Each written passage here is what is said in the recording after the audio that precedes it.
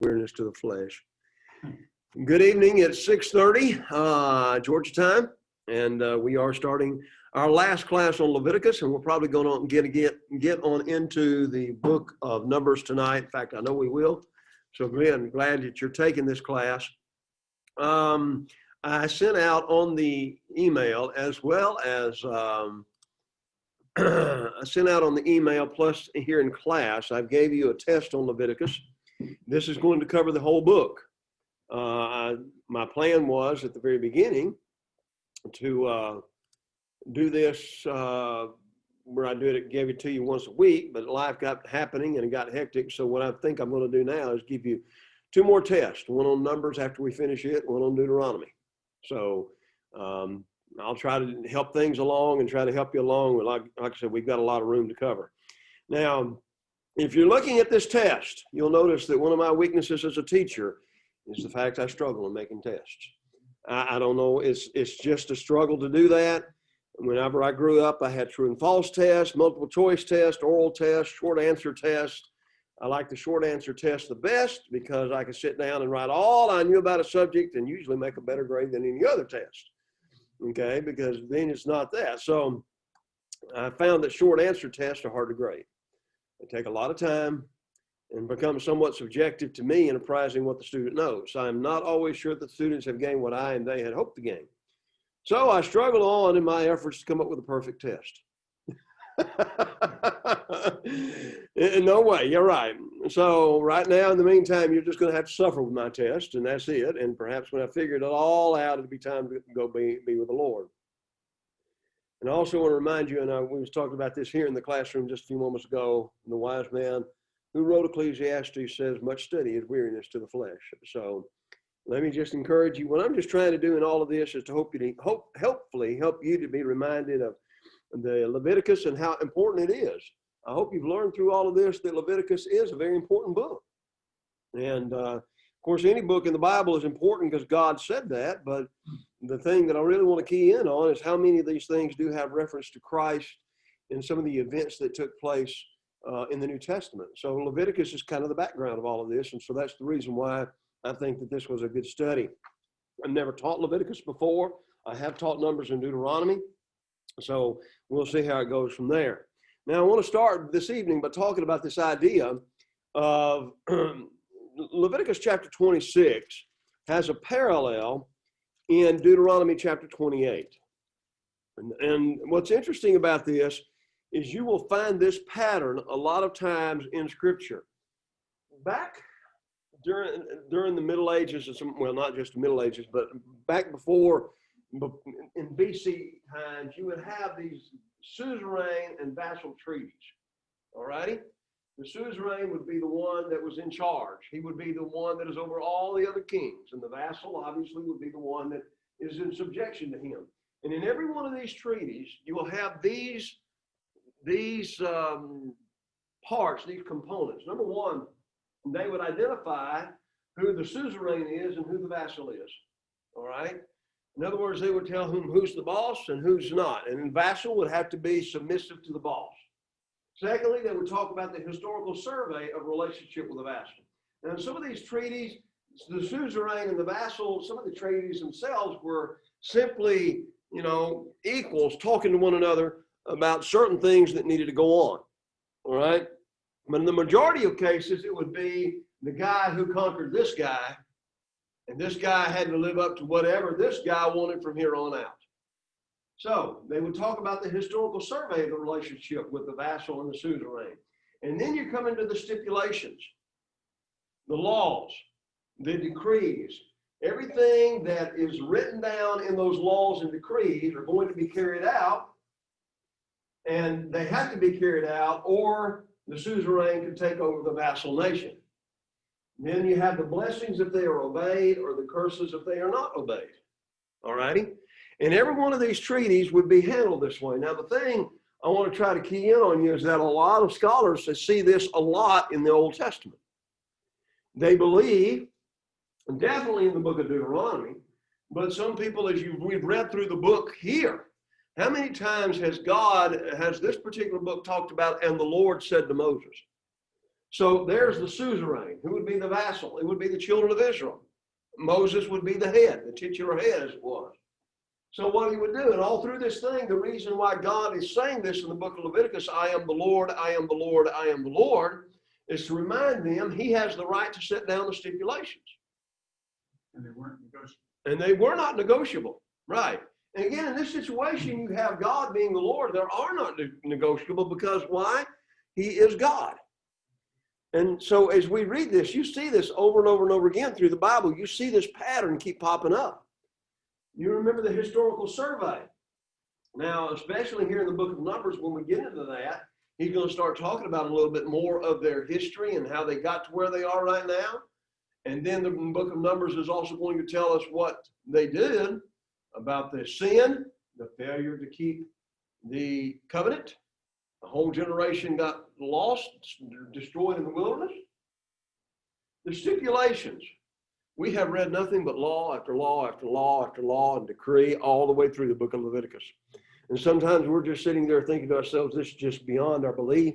But the majority of these laws were written so that, number one, we could see what God, the holy God, wanted and expected out of them. Number two, to help them to see their sin. Remember, the Hebrew writer will talk about the part of the reason why God gave the law was to show sin in its worst situation. And we've even talked about in chapter 18, where he talks about the laws of sexual sins. He gets detailed. And it's kind of like, wow, and again, he's emphasizing the idea, I have the right to tell you this because I'm God. So he emphasizes this. And then he talks about the blessings if they obey and the curses if they do not obey. And when we come to Leviticus chapter 26, you're going to see this. Here's going to be the blessings. Here's going to be the curses. I also want to remind you that we will see this pattern again in the book of Deuteronomy. In fact, the whole book could be set down in this same situation as Moses is about to die.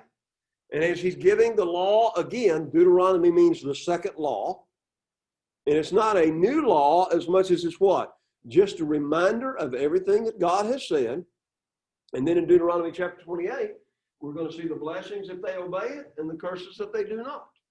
What is also interesting in this, it's always been interesting to me, especially in Deuteronomy 28, it gives us about 10 or 12 verses. I'm just trying to remember from the best off the top of my head. It may be more than that.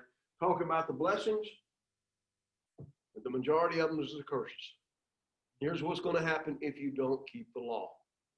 So you see it in Leviticus, you'll see it in Deuteronomy, and you will see it in some other passages of Scripture. All righty? Some people have even suggested in Genesis chapter 15 that there is part of this idea in God's covenant with Abraham. Okay? Because again, and I think, have I shared this with you before? I'm trying to remember everywhere I shared what I do, but he talks about the idea. Go to Genesis 15 very quickly and let's look at this. If I've said this before, please correct me and I'll go on to something else. God is making a covenant with Abram here. Notice he starts off, the word of the Lord came to Abram in a vision saying, do not be afraid, Abram. I am your shield, your exceeding great reward. All right, so now he's identifying himself as what? The exceeding great reward. I am your shield. I am your protector. And I'm the one that's going to reward you. Lord, what will you give me seeing I go childless and the heir of my house is Eliezer of Damascus? You've given me no offspring. Indeed, one born in my house is my heir. And this heir specifically was a slave of his. And again, that's the way it would go in that situation. And the word of the Lord came to him, this one shall not be your heir, but one will come from your own body shall be your heir. Look now toward heaven and count the stars if you're able to number them. So he said to him, so shall my descendants, or your descendants be. And he believed in the Lord and counted to him for righteousness. Now notice verse 7, I am the Lord. So again, he's identifying himself. Who brought you out of Ur of the Chaldees to give you this land to inherit it. And Abram said, Lord, how shall I know I will inherit it? Bring me a 3-year-old heifer, a 3-year-old female goat, a 3-year-old ram, a turtle dove, and a young pigeon. And he brought all these and cut them in two down the middle and placed each seat opposite the other, but he did not cut the birds in two. When the vultures came down on the carcasses, Abram drove them away.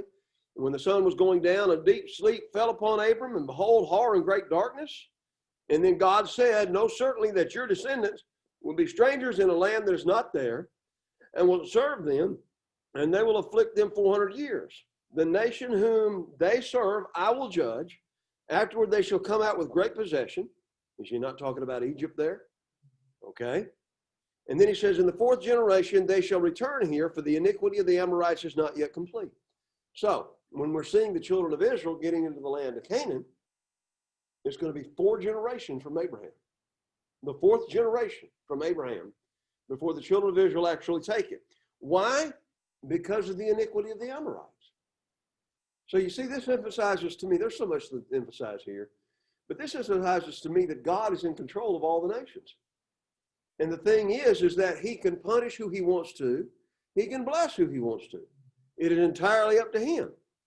So then what happened? It came to pass when the sun went down and it was dark, that a smoking oven and a burning torch passed between those pieces. And he made a covenant with Abram, saying, to your descendants I have given this land from the river Egypt to the great river, the river Euphrates, the Kenites, the Kenizzites, the Kadmonites, the Perizzites, Hittites, the Canaanites, Girgashites, and the Jebusites. Now, you see a little bit of this here. But back in those times when they would make an agreement, it's a lot different than the way we make agreement. Nowadays, it might be a handshake and a signing on a piece of paper. Back in those days, they would have a feast. The parties would have a feast. So what did they do? They took a cow, they took a goat, and then they took some doves, remember? And they would cut these animals up. I'm not an artist, okay, but they would cut these animals up. So let's just suppose this is a cow. And then the other side of the cow would be over here, where there's legs out here, okay? And then you'd have the goat down here, and then you'd have and what would happen is the people that were agreeing to the covenant would walk between the pieces. And what they are saying in essence, I promise you I'm going to keep my part of the covenant. If I don't, you can cut me in half and kill me because I did not keep my part of the covenant. Now, this was a covenant between Abram and God. So what did he talk about this smoking lamp going down through there in the middle of the night, whenever the dark? It was God walking between the pieces. Now, could Abraham hold God to the point to where he could call God to question if he didn't keep the covenant? No. It was a situation where God was emphasizing to Abraham what? I promise you I'm going to do this. I'm doing this for your benefit. And I want you to know that what I promised, you will have your own son, I'm going to do. So even here in Genesis 15, you see God making that covenant with Abram. Now you see God making the covenant with Abram's descendants, the 4th generation, that's soon to be in that land of Canaan. And then we're going to see it again in the book of Deuteronomy. So I think this is a very important thing. All righty, let's look at some of this first off. He says, you shall not make idols for yourselves, neither carved image nor a sacred pillar, nor shall you set up an engraved stone, for I am the Lord your God. You shall keep my Sabbaths and reverence my sanctuary. I am the Lord. Now, notice, as you look at these first 2 verses here, you find a stipulation to the covenant. The 10 Commandments, in essence, is summed up there, right? Keep my Sabbath day, no carved image, no worship of any other gods. All right? Now, verse 3 through 13. If you walk in my statutes and keep my commandments and perform them, I will give you rain in its season. The land shall yield its produce. The trees of the field shall yield their fruit. Your threshing shall last from the time till the time of vintage, and the vintage shall last till the time of sowing. You shall eat your bread to the full, dwell in your land safely. I will give peace in the land. You shall lie down. None will make you afraid. I will rid the land of evil beasts, and the swords will not go through your land. You will chase your enemies. They shall fall by the sword before you. 5 of you shall chase 100, and 100 of you shall put to test 10,000. Your enemies shall fall by the sword before you. Here are the blessings. See the blessings?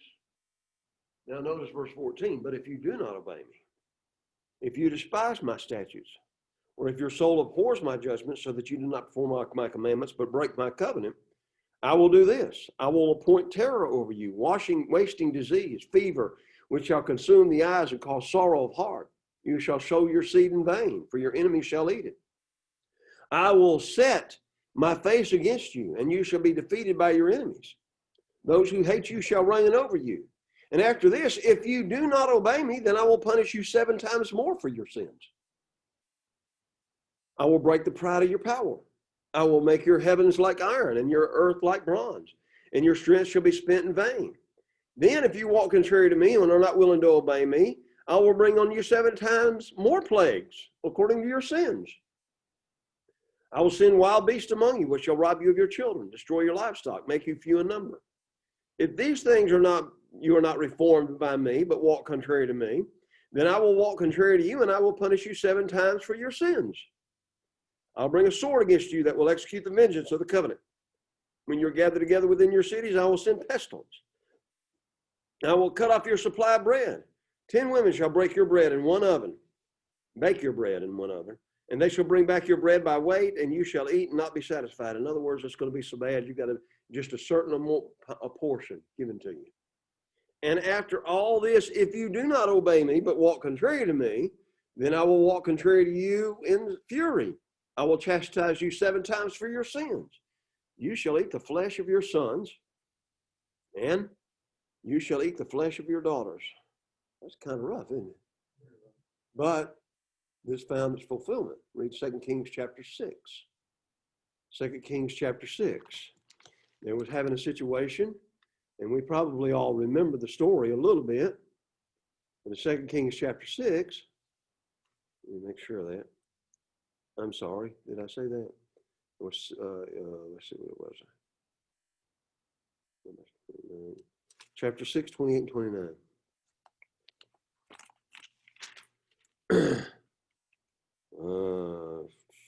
2 Kings 6, 28, 29. Yes. Syria was besieged by Samaria in famine, and these 2 women, Lord, help me, O Lord, my King. If the Lord does not help you, where can I find help from you? From the threshing floor, from the wine pass?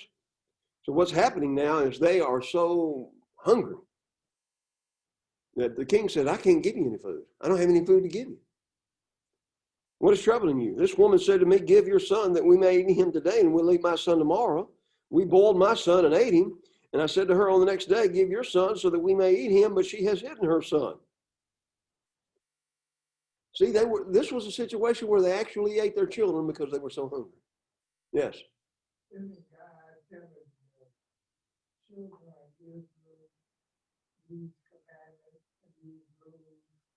Before they get involved with the people whose land they're going into. Mm-hmm. Some of the statutes I know that God is wanting the children of Israel. You do this. And so you won't get it for always the enemy. Mm-hmm. Mm-hmm. You know, because they have a lot of enemies. Right. This is sometimes before they actually got into Canaan. Mm-hmm. This was after they had gotten into the land of Canaan. This was even during the time of the divided kingdom. And by the time of 2 Kings chapter 6, it was the divided kingdom. So yes, it happened that many years later. Let's say, I'm going to make a quick guesstimate, maybe close to 400 or 500 years later. But God still kept his word. What I also want to emphasize to you, if you're looking at this, you have the promise of the blessings in verses 1 and 2, or actually 1 through 8.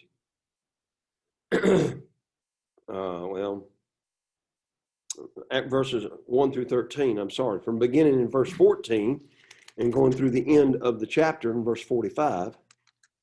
What? Here's the cursings, the blessings and the cursings. All righty. I'm sorry, I said through verse, I said 14 through 39. Okay. But notice verse 40, there's still hope. In chapter 26, verse 40, if they confess their iniquity and the iniquity of their fathers with their unfaithfulness in which they were unfaithful to me and they've walked contrary to me, And also, I have also walked contrary to them and have brought them, if they uncircumcised hearts are humbled and they accept their guilt, I will remember my covenant with Jacob and Isaac and Abraham. The land shall also be left empty by them and will enjoy its Sabbaths while it lies desolate with them. Read 2 Chronicles chapter 36. The 70-year captivity was because they had not kept the Sabbaths. Yet for all that, when they're in the land of their enemies, I will not cast them away, nor I'll abhor them, to utterly destroy them and break my covenant with them, for I am the Lord their God. I will remember the covenant of their ancestors, whom I brought out of the land of Egypt, in the sight of the nations, that I may be their God. I am the Lord. So chapter 26 kind of fits this whole situation, does it not? And again, we're going to see this again in chapter 28 of Deuteronomy. It seems like they have to get this 3 or 4 times.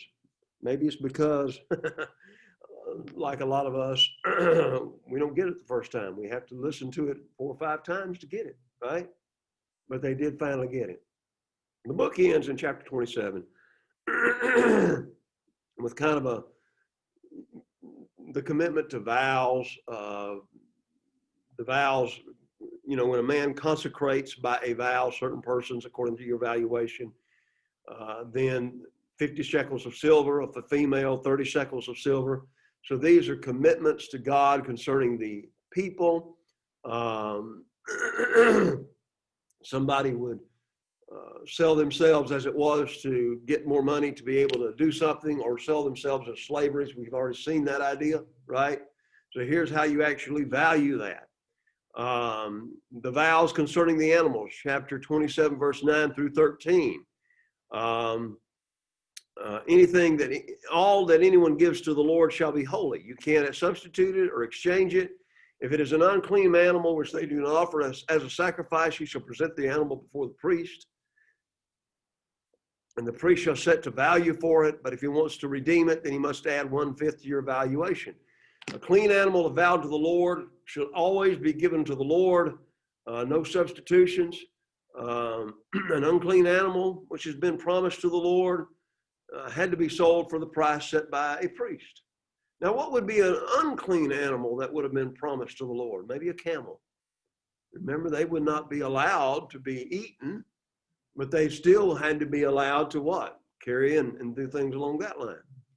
And the money, if you promised this, then the money that was promised and you paid it back, depending on how long it had, that money would be given to the sanctuary. Okay? The property, you could promise a vow or promise a house to the Lord. But if the man changed his mind, he could buy back the house if he has 20% of its appraised value. The value of the land. Again, all that goes back to the ideal of the year of Jubilee. Remember? If the owner did not redeem it or sell it to another, the land would not revert to him in the Jubilee. The land would then belong to the priests. And then there are some exclusions concerning the vows. Firstborn animals could not be given to the Lord because they were already given to him. They were already his, remember? So they couldn't break a promise there. Again, unclean firstborn animals could be redeemed by paying to the sanctuary the value of the animal and a 20% penalty. That which was devoted to the Lord unconditionally could not be redeemed or sold. Persons devoted to the Lord could not be redeemed. In other words, if they were found guilty of murder and they were going to be put to death, you can't redeem him. You can't buy him out of the punishment. Okay? Go ahead. What is this that they're, one person is giving somebody else in this vow? I don't quite understand what's happening. It could be, again, kind of like the deal with the Jubilee, where they would sell their property, or they would actually sell themselves, and then they would be bought back. Their children or something, selling themselves. Yeah, yeah. And in some cases, they would go so far as to sell their children. In some cases, they might sell their children. If it was a female, they might sell their children to the owner so that the owner's son might marry that child and be a part of that family. So there would be a lot of situations that would come up where the poorer people would handle that things along that line, and they would actually sell them into slavery. When they say they consecrate a vow, I guess that means they establish a vow. Right. And the vow is made before God, and therefore it's holy. So if you make that promise before God, it's holy. And so you come to, I think there's some passages in Proverbs, when you make a promise, you better keep it, because God is a part of the promise. So you see that a lot of times. And that's why don't be hasty with your words and make promises you can't keep. In the New Testament, we have the thing where we're told not to make a vow. Right. It seems like a contrary scripture here. Well, and again, I think Jesus would be helping us to understand, don't make foolish vows, don't make rash vows, don't make vows that you're not willing to keep. But he would also say, don't make any vows whatsoever. That's probably the safest way, right? You stay in the relationship with God, you stay in the relationship with everybody else, don't make a vow. But things happen. I mean, life happens to people. They don't mean to get that deep in death. They don't mean to bad things happen to them, and they don't mean to be in the situation that they're in. Job. One day he is on top of the world, has wealth, children, and everything else. And in the course of one day, he loses everything. And then within the next week or so, he loses his health on top of all of that. What's he got left? What's he going to promise? He's an older man. And that's where I was studying a little bit on Job this week, because I preached a couple of sermons on it. But it's interesting. Some people think that maybe Job may be very well the very first book of the Bible. It may have been written by Moses, but it may very well be the first book of the Bible dealing with why did people suffer. Okay, just saying that I don't know that that is the case, but it very well could possibly be. My personal opinion is that maybe if Moses wrote it, which I do believe that he did, he may have written it during 40 years of wandering in the wilderness. That would have been the time to sit down and write all this stuff down, right? And to deal with that particular issue. So there's a lot of questions about that. I agree with what you're saying, Carrie, in the fact that he did say that we shouldn't vow at all. So I think it's a very important thing to key in on. Isn't it interesting that as you come to the end of this book, he's talking about these last little bit of things, redeeming the persons and the property. We've already saw some of this when it comes to the year of Jubilee, right? And all about how you determine the valuation of all of that. So it's important to keep that idea in mind. All righty. Any questions, comments about Leviticus? So you mentioned the tithing here. I have this recollection there was two different kinds of tithing. And I missed that when we went to study with it. I can't remember where that was. Like one time you're tithing part of your grain, and another time you're tithing something else. Mm-hmm. So that, see, the tithe of the herd of the flock. Right. And then earlier in verse 30, the tithe of the land, where the seed of the land or the fruit of the tree is the Lord's. So I guess you might say that particular. At different points of time. So the tithe was one thing at one point in time, and then later more things got tithed, and it became something bigger. Right. And I believe that's the case. But what would be the tithe? Well, when the land, all of that is the Lord's, it's holy to the Lord. If a man wants to redeem any of his tithes, he shall add 1/5. There's always that 20% upcharge, I guess you might say. Concerning the tithe of the herd, the whatever passes under the rod, the 10th of one shall be holy to the Lord. So again, all of these things are coming into play here. And you have to just kind of go back and look at all of this in light of everything else that we've studied in the book of Leviticus to kind of understand that. But yeah, it seems like here at the very end, he's calling them tithes, right? Offerings to God. Yeah. There's something else too. It seems like some of these vows that we make to the Lord goes on into some of the scriptures in the New Testament. Some of the vows, because you don't make a vow if you don't if you don't plant the seed, you don't make the vow. That part of it, I know, is somewhere in the scriptures, but in the New Testament, Right. some of the laws that God had made for the people, it seems like some of them are in there too, up in the New Testament, but it seems like I've heard it before. Yeah. Well, in a sense, think about it this way. In a sense, as I look at it, when we become Christians, we've made a vow. We've committed ourselves to God. We say he's first in our lives. And we do that because we, in a sense, become his servants, his slaves, right? He bought us. He paid the price for us. If I chose not to accept the price that he gave, then I go out and live my life the way I want to, do what I want to do, but I will still have to pay the ultimate penalty for that. So even in that respect, looking at it from that other viewpoint, when Jesus bought us, we became, how many times does it call us his how many times does it say we're either slaves of God or slaves of sin? How many times does he emphasize the idea, what does he want when we become his slave? He wants all of us, every part of us. And he has the right to demand that of us because he paid the price for us.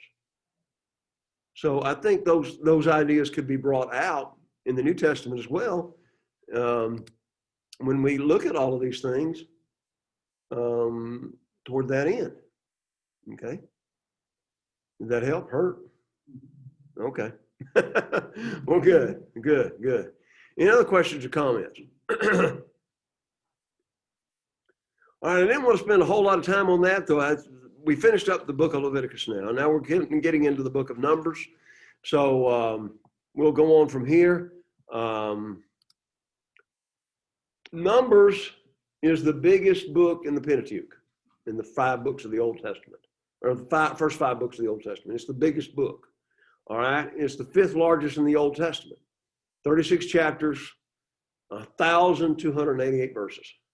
Okay, and so I didn't look all that, but I'm looking at this. I'm not going to count them. You're not going to count them? Okay. You might get an extra credit if you do count them. And again, you got to sit down and ask yourself, what version are you using? Because sometimes that gets kind of, that would have some influences on it as well. The name of the book comes from the Latin word numeri.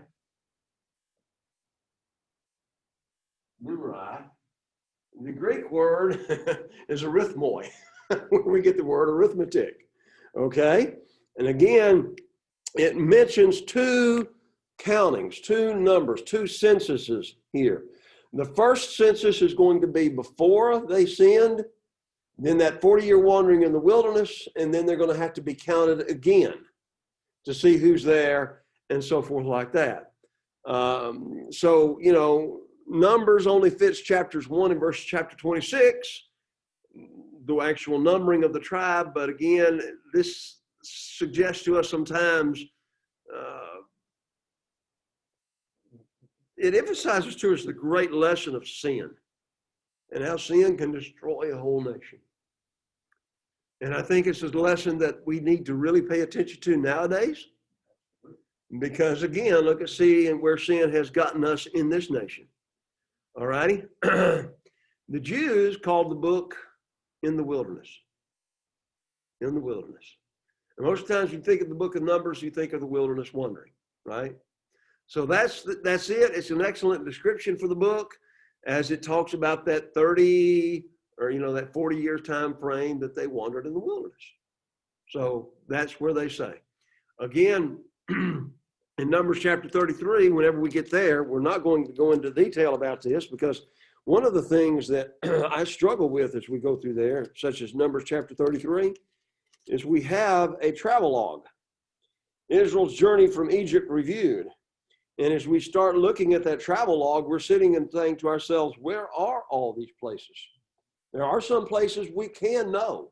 Rephidim. Those are things, Rephidim is one of those places. Possibly Kibroth Hattava.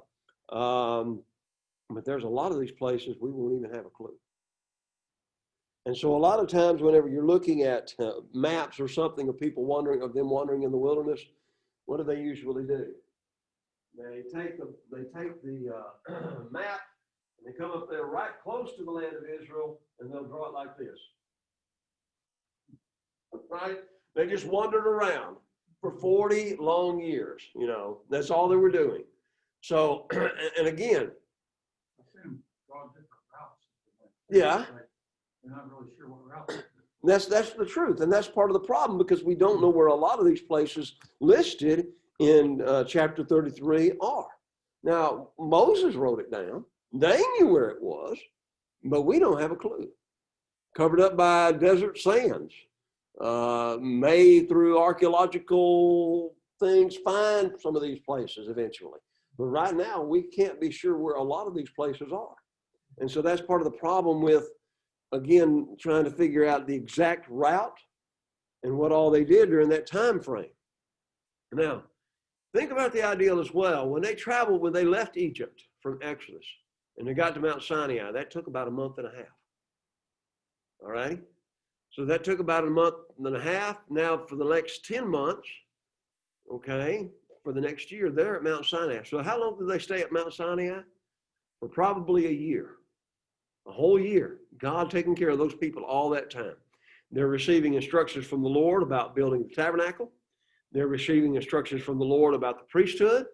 They're receiving instructions from the Lord about holiness and consecrating yourselves. They spent this entire time talking about all of these things in this respect. So think about that. When the priests were consecrated to the service of God in Leviticus, they then are commanded to take that first census. So it came about 12 and a half months after they left Egypt, whenever they had encamped at Sinai, about 11 months. Now, again, the main reason for the book is what? Tell us the number of soldiers. And again, that's it. What could have been a year and a half journey to take from Egypt, to go down to Sinai and get these laws, and then go back up and take the land of Canaan, could have taken about a year and a half. Well, no, let's say 2 years, okay? Because I just said it took about a year, them at Mount Sinai, didn't I? So you think about that period of time at Mount Sinai, month or so traveling down to Mount Sinai, and then traveling back up to Canaan. This could have 2 years, 3 years at the most. They could have conquered Canaan and taken the land. But they didn't, because again, they messed up. They just didn't believe. They did not believe in God. And really, when you get down to it, God is tested all through this over and over and over and over again. And God is very patient with them over and over and over again.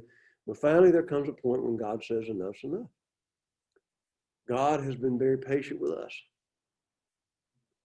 And many times we still make the same mistakes.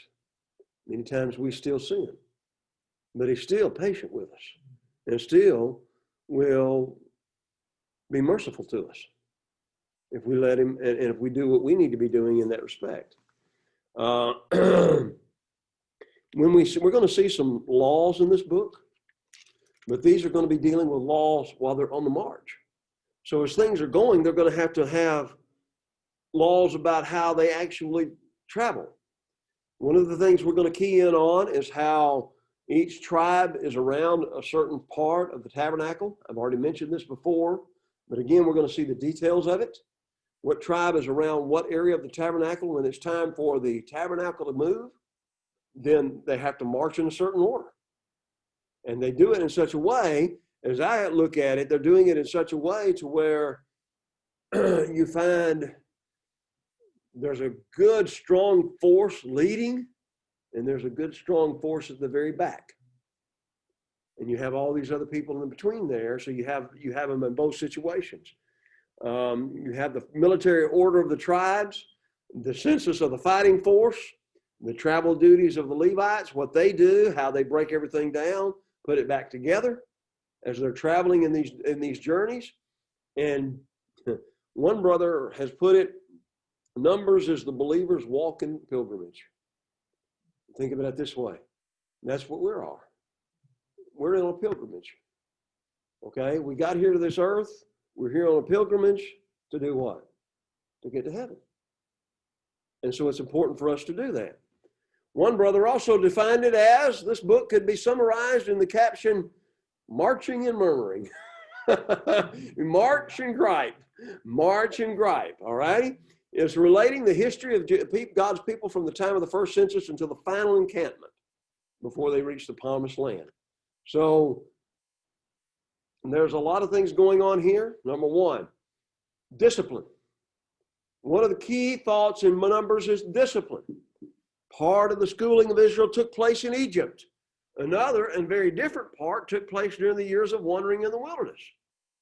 Freedom needs discipline as well as law. So you see, think about that idea. For us to be free, we have to obey the law. All right? Think about the idea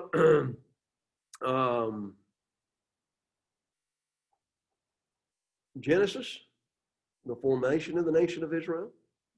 Exodus, the salvation of the nation of Israel. Leviticus, the sanctification or the holiness of the nation of Israel. Numbers, the education of the nation of Israel. They had to learn the hard way that God is serious about what he's doing. Huh? Yeah, yeah. Never thought of it that way. What? Education. Well, it is an education, isn't it? Yeah, 40 years.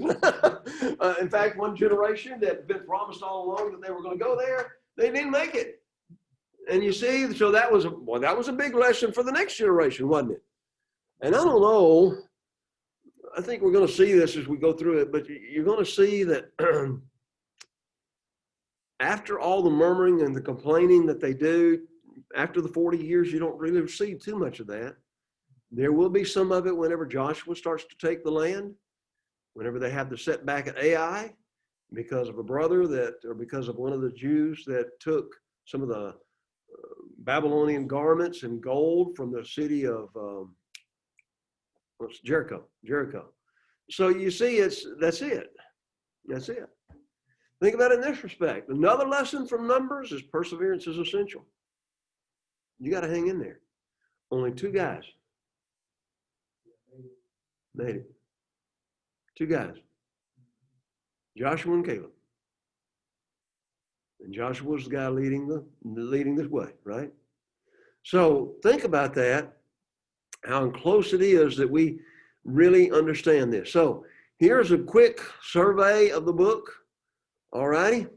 Chapters 1 through 10 is the preparation for the march. Chapter 1 through 10 is the preparation for the march. So there's all at Mount Sinai. And so it's all very linked closely with the book of Leviticus.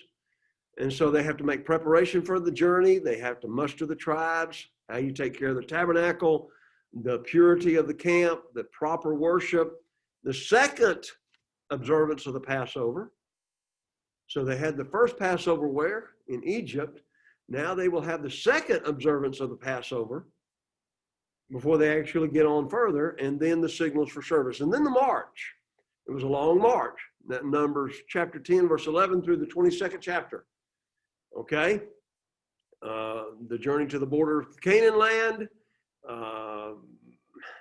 You're going to see a lot of stuff here. They start complaining about eating the same food all the time. They get tired of the, manna? We wish we would go back and get some, meat. And God sends them quail. And what happens? Yeah, they got tired of the quail, and some of the quail made some of them sick because they were griping and complaining so much. You have the sedition of Miriam and Aaron. What do they say?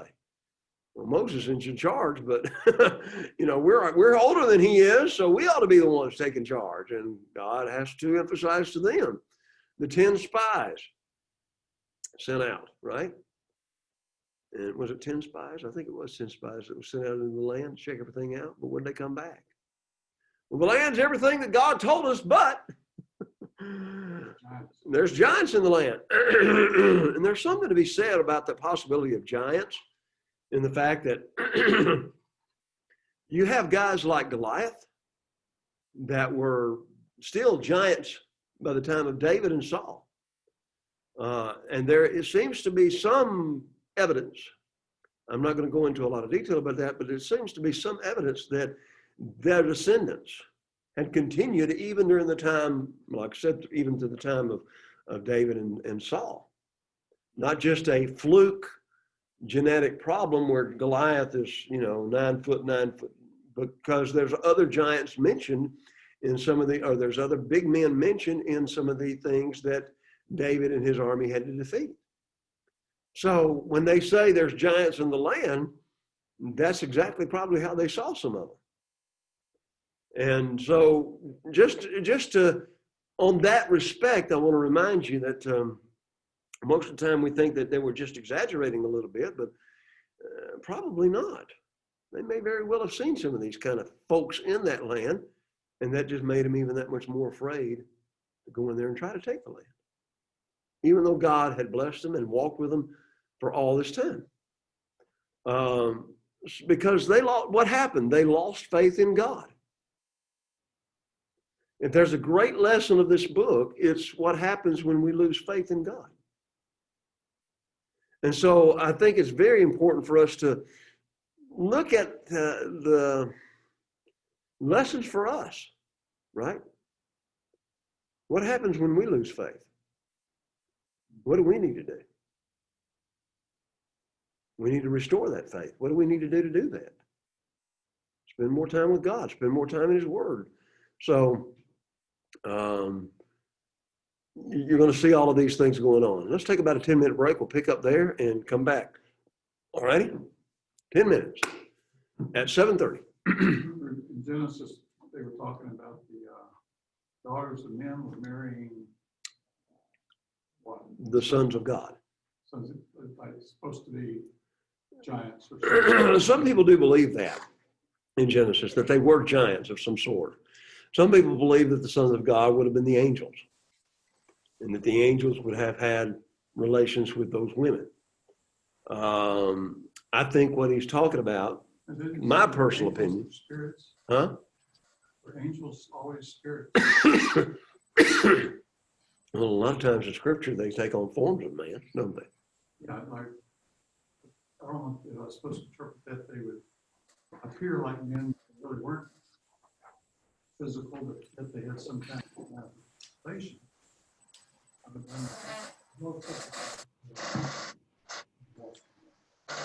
Yeah.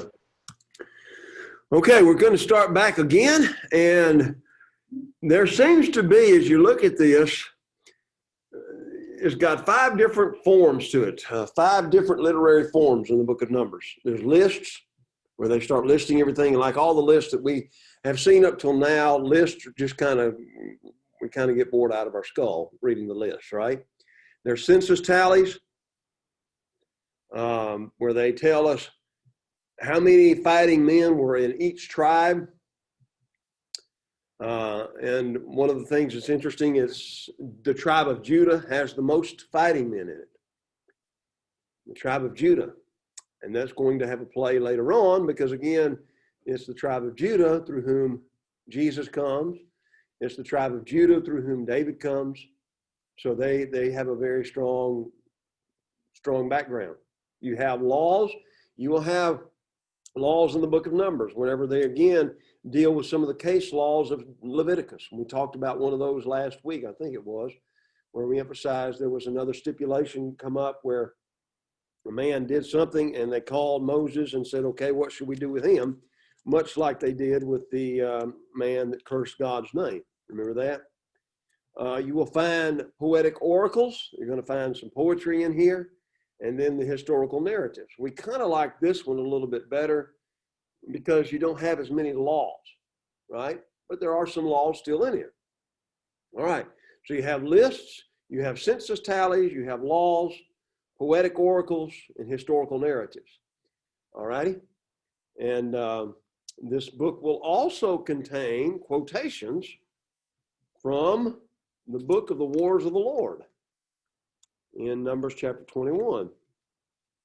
In Numbers chapter 21, he will talk about the books of the Wars of the Lord. Okay. Now we're sitting there thinking, well, where did the book of the wars of the Lord come from? Obviously from Moses as well, making a list of some of these things. All righty. Moses interpreted the history of his people. In every event, Moses saw God's hand shaping the people for what that God had for them to do.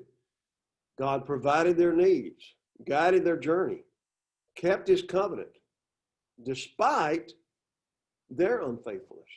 God kept his promises despite their unfaithfulness. God disciplined them, and they needed it. And again, we are grateful for that very same thing today. God still disciplines us today, right? We don't always like it, but it does happen. And again, God is trying to help us to become what he knows we're capable of being. All right? Main characters of the book. The main characters. First one is Moses.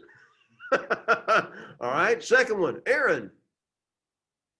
Third one's Miriam. Fourth one, Eleazar and Phineas. Caleb and Joshua. Anybody else?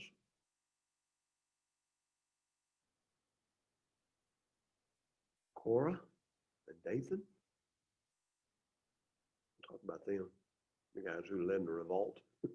Oh, yeah, the ones who were Swallowed up. Yeah. So you're going to have all of this stuff going on here, though. So there's 7 different crises in the book. 7 different crises. Number 1, a leadership crisis. There's 7 crises in the book. Miriam and Aaron questioned the authority of Moses in chapter 12. Miriam and Aaron questioned the authority of Moses in chapter 12. Okay? A faith crisis. The people believed the report of the 10 spies and refused to trust God for victory in Canaan. I'm sorry, there were 12 spies total, right? Remember I said earlier 10 spies, but there was 12 spies, 1 from each tribe. So there was a faith crisis. They believed the report of the 10 spies. Number 3, there was a second leadership crisis. First leadership crisis was with Miriam and Aaron. The second one was with Dathan and Korah.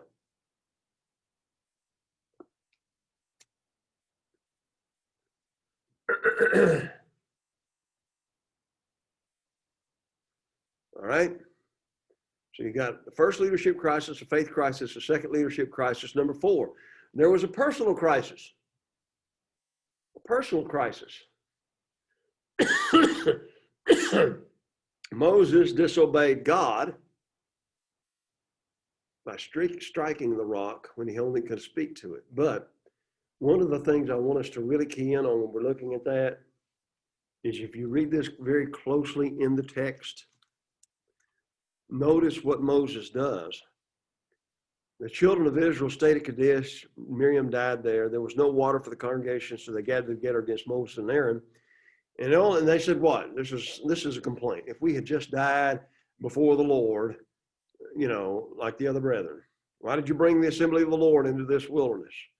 Why have you made us come up out of Egypt to bring us to this evil place? You forced us. You hear their complaint?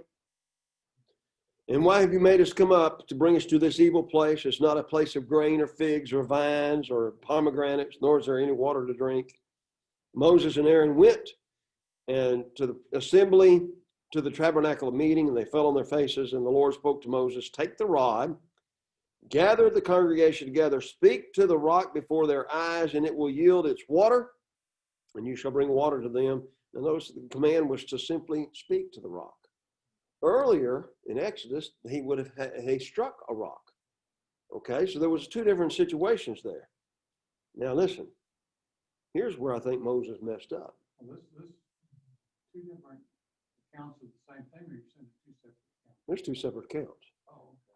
One account was when they're traveling from the Red Sea down to Sinai, where he does strike a rock with his staff.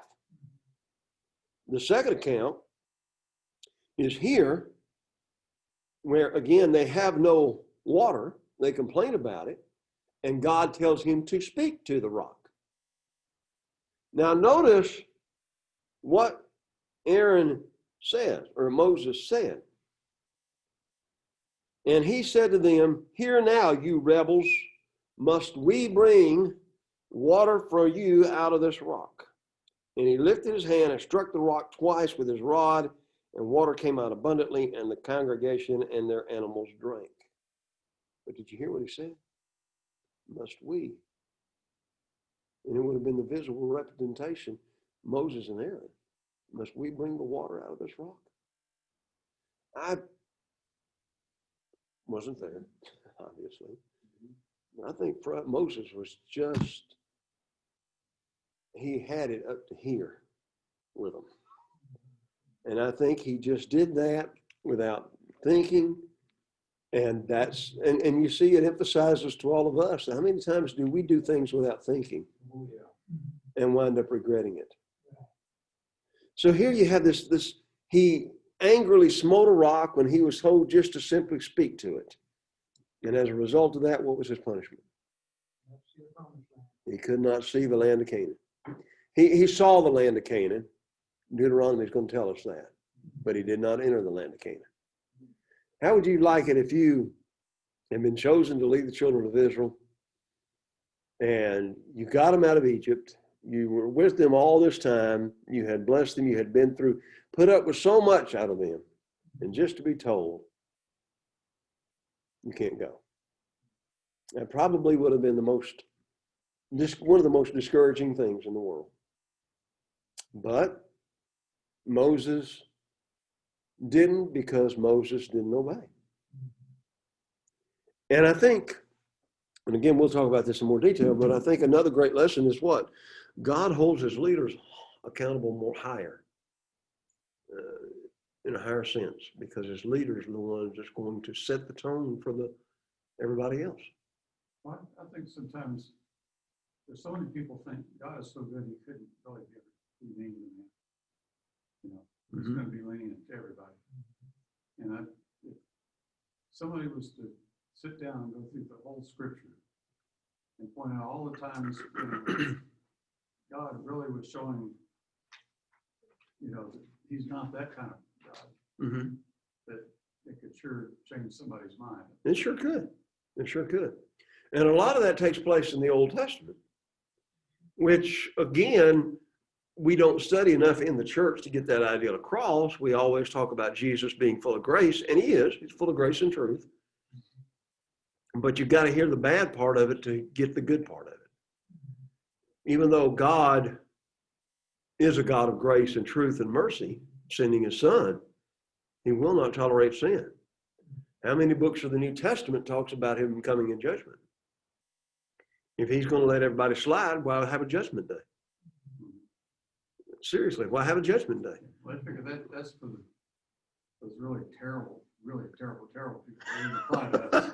And there you go again, okay? Well, so you have these saints over here, and you know what I'm talking about. These saints that are really trying to live the Christian life, and they see you lying every chance you get. Oh, well, that don't matter. Okay, and they're sitting there thinking, yeah, you're going to have to pay for that sin. And just the liars see, well, at least I'm not what? Running around on my wife, or I'm not doing this, or I'm not murdering anybody. And so they see them as what? They're worse than I am. And that's the one who's hell's for, but I'm going to be okay. No, I'm glad God's going to be the judge. I'm glad God's going to make, and he's going to get it right. All righty. What was I? There was this personal crisis. You had a leadership crisis, a faith crisis, a second leadership crisis, personal crisis, a program crisis. We see in chapter 21 that when they were not permitted to travel through the land of Edom, they were forced to take a detour through the desert. And they had poisonous snakes. Why again? The people's complaining. What do you call that, a program? Well, it didn't fit the program, so they had to take a detour. It didn't fit the trip. This wasn't what they planned on doing. But they had to go around because Edom will not allow them to go through the desert. And so what? That program was messed up. We've got to go to plan B. Okay? So maybe that's not the best way to put it, but that's the way this particular person put it. So I kind of like that idea. Mhm. When you got another better way to put it. How many times have you heard "get with the program"? Yeah. So that's it. A military crisis. In Numbers chapter 21, they had to actually go to war against a walled city in Transjordan for the very first time when they're attacking Moab. Okay? And then finally, a religious crisis. Where again, the children of Israel, Balak, the king of Moab, used beautiful women to tempt the men of Israel into Baal worship.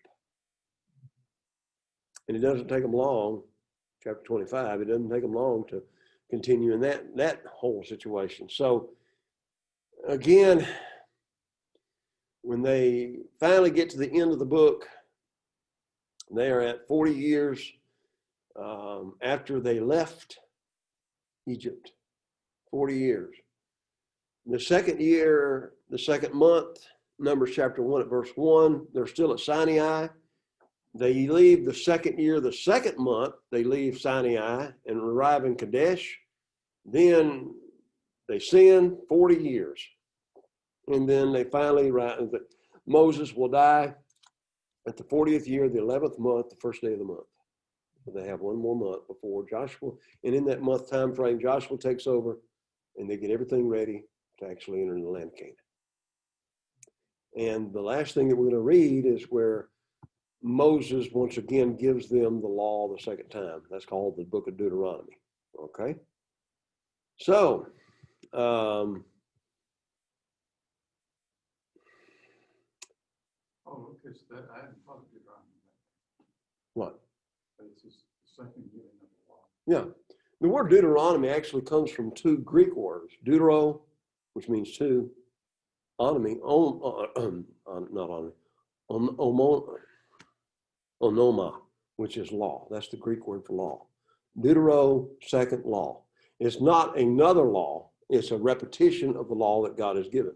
So that's what the book of Deuteronomy actually means, is the fact that this is the second giving of the law. All right? So, and we'll get into that as well.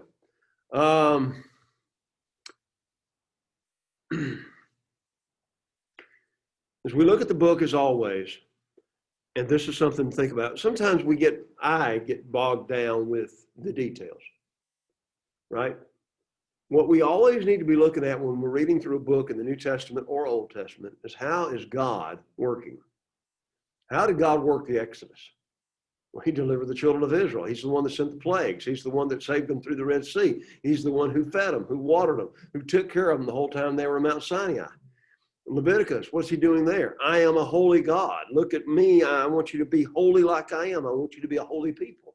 Numbers, I'm going to take you to the land of Canaan like I have promised. I'm keeping my promise to Abraham.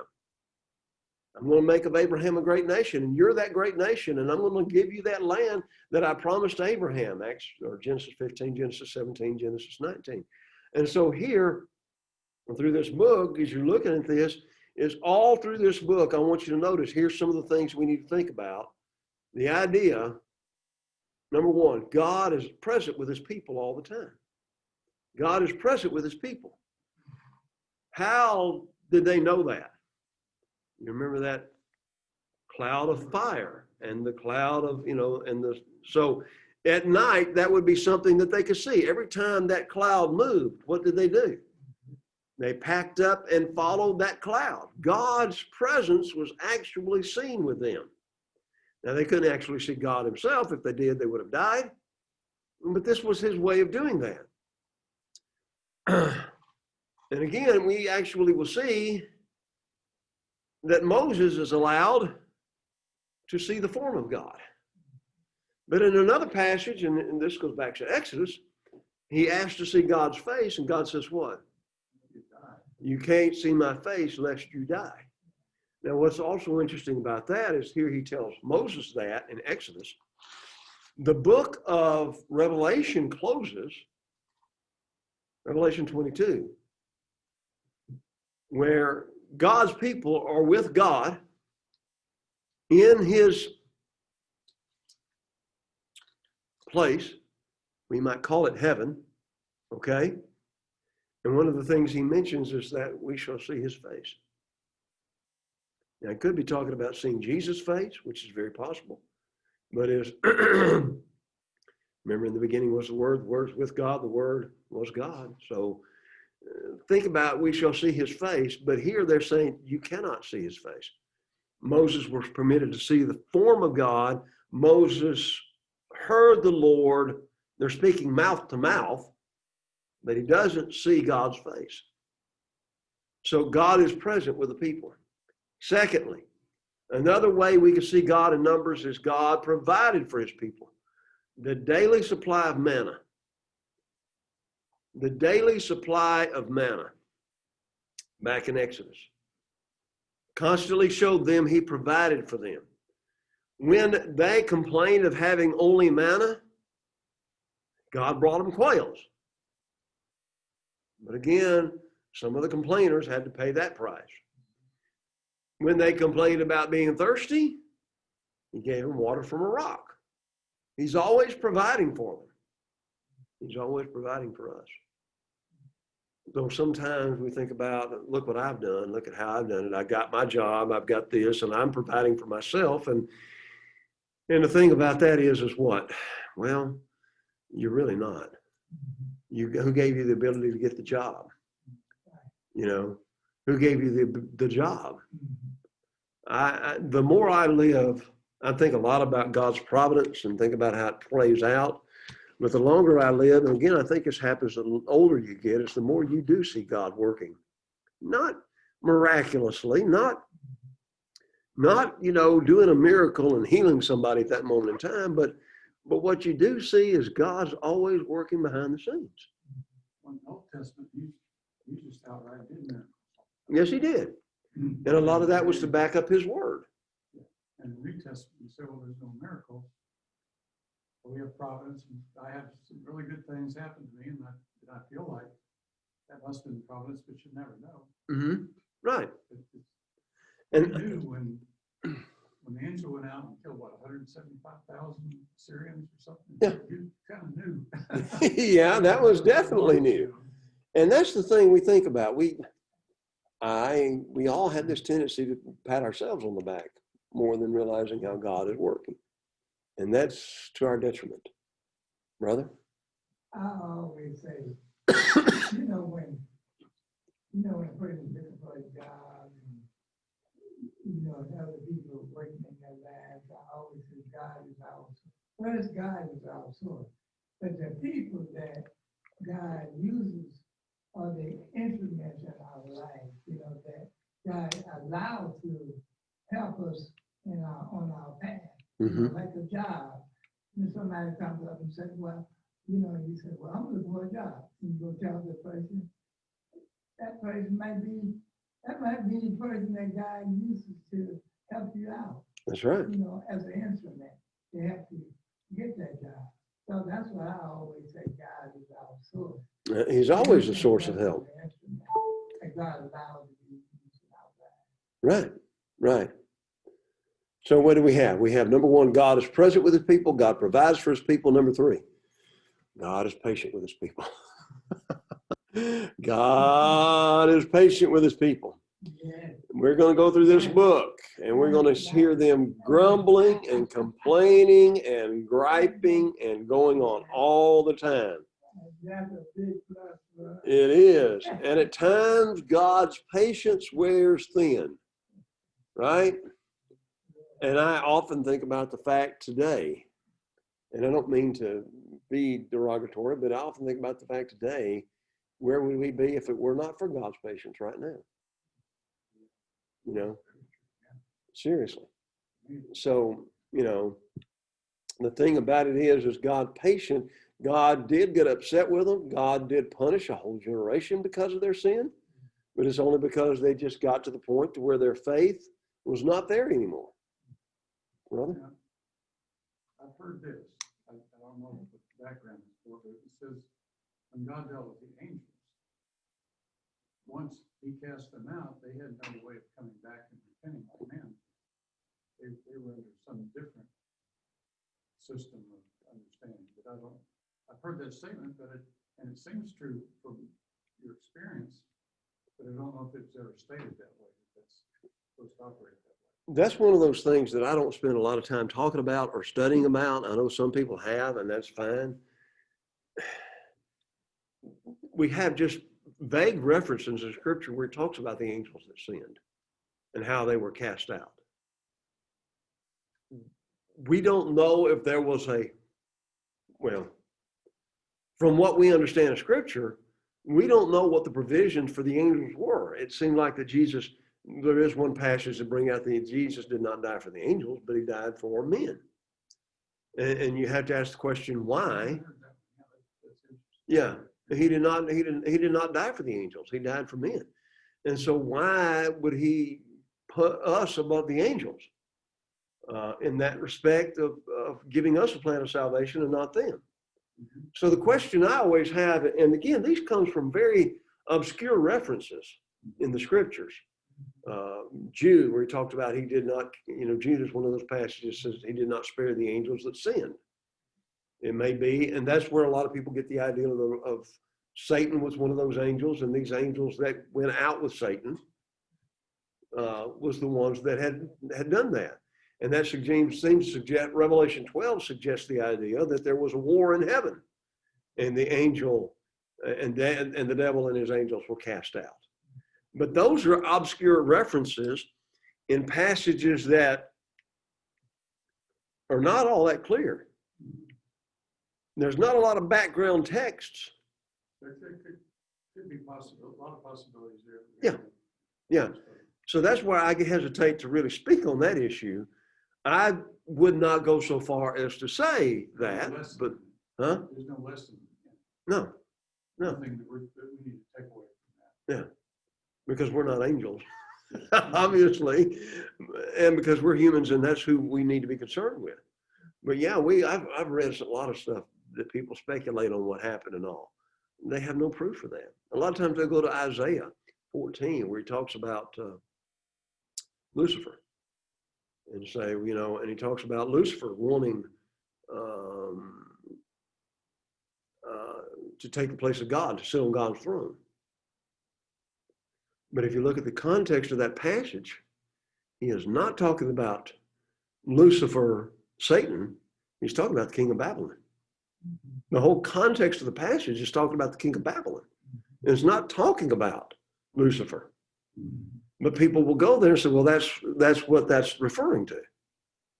And then you got the situation in Revelation chapter 12, which probably comes the closest to anything that discusses it. And then you have the reference in Jude. And that's all I could think of right off the top of my head. Okay? And so that's again, it's it. Why was he more patient with people than he is angels? I don't know.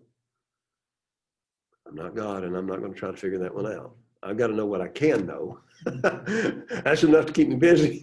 But trying to speculate as to all these other things is I don't understand. God is patient with us. Number 4, God listens to the prayers of his people. Number 1, God is present with his people. Number 2, God provides for his people. Number 3, God is patient with his people. Number 4, God listens to the prayers of his people. All righty? There's a lot of times when Moses saves the people by prayer.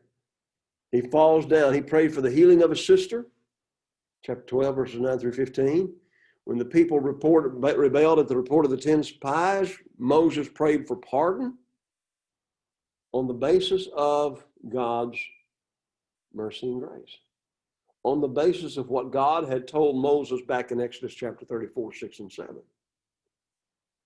It's interesting how many times Moses pleads for these people and how they treated him over all this time frame.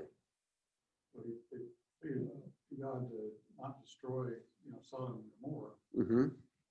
So many people. Yeah, Abraham. Mm-hmm. That's another interesting idea too, and I've often thought about that. Why did Abraham stop at 10? And Did he feel like he couldn't push God any farther? And I'm using that term metaphorically, right? You know what I'm trying to say? I don't know. I don't know if Abraham had asked for just 5 or 4, it may have saved the city. It's an interesting idea to think about. But think about how many times, again, the children of Israel were saved simply because Moses interceded for them. Brother?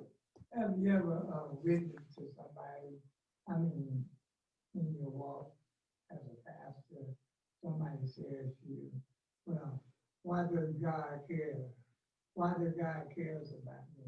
You know, when you witness to somebody may say that, well, why does God care about me? Mm-hmm. And the person that you're talking to because God loves you. That's why he cares. Right. If he didn't, he wouldn't. I could make you die. You know, you witness to a person trying to tell them, no, this is why God. My daughter might say that sometimes. She might say, well, God doesn't love me. God doesn't. You know, she has a sad voice, and the counselor follows sometimes. I said, no, that's not true. God does love you. I told her just the opposite of what she said, you know, because sometimes people listen to the devil instead of listening to a witness of God's witness, you know. Mm-hmm. So he said, no. I told her, I said, no, God does love you. And you know he loves you, you know. I tell her about what happens in our life, what God has done for us, Mm-hmm. you know, as a family. And I tell her that. And that's what you've got to do. That's what you've got to do. Because it's true. Yeah. He listens to our prayers. Mm-hmm. And finally, God protects his people. Mm-hmm. God protects his people. Whenever Balaam tried to curse his people, God's people, what did he do? He blessed them every time. He could not help it. He could not help it. And Balak just, you know, he got angry with him. I would have blessed you so much. Well, I couldn't do nothing other than what God says. But then what happens, interestingly enough, is Balaam also had encouraged the Moabites to worship their idols and encouraged the Israelite men to be involved in it. And Balaam will wind up being killed as a result of that. Balaam was not on God's side. Balaam was worried about Balaam making money. That's all it boils down to. Okay? Let's see. We're going to try to go through a lot of these things. Let's just go ahead and get started. Numbers chapter 1.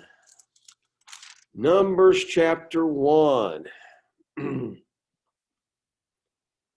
The Lord spoke to Moses in the wilderness of Sinai in the tabernacle meeting on the first day of the second month in the 2nd year after they've come out of the land of Egypt. Take a census of all the congregation of the children of Israel by their families, by their fathers' houses, according to the numbers of the name, every male from 20 years old and above who are able to go to war. All go to war in Israel. You and Aaron shall number them by their armies. Now, the men that he's mainly numbering is who? Young men that's able to go to war. He doesn't count parents. He doesn't count the older people. So when we get to the final number of 600 and something thousand fighting soldiers, we often talk about their wives and children, but then you've also got to think about the older generation that is too old to fight. So that's the reason why you have to now then begin to think, and maybe, as I said, from maybe up to as high as 3 million people. Okay? And that's why some of you asked me about that, and I did send that link to that. How many train loads of stuff would it take to feed that many people for that long a period of time? Even a day. So that says a lot about that. And now, what he does is he chooses a man from each tribe. Reuben, Simeon, Judah, Issachar, Zebulun, Joseph, Ephraim, Manasseh, Benjamin, Dan, Asher, Gad, and Naphtali, the various men that are involved there. Leaders of the fathers' tribes, heads of the division of Israel. Why does Joseph get 2?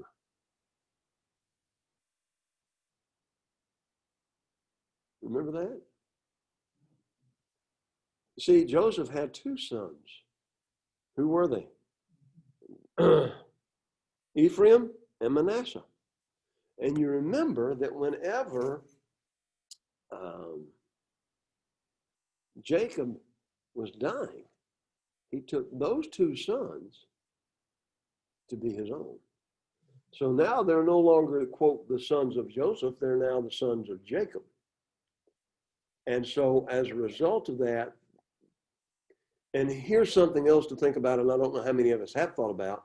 Usually the firstborn would get the majority of daddy's inheritance. And the reason is because being the firstborn, he would be the one that should be taking care of the rest of the entire family. So he would get the lion's share of that inheritance. Now, when you're reading that story about Joseph in Genesis, which was his favorite wife? Rachel. Not Leah, but Rachel. Now, Leah gave him 6 sons. Rachel only had Joseph and Benjamin.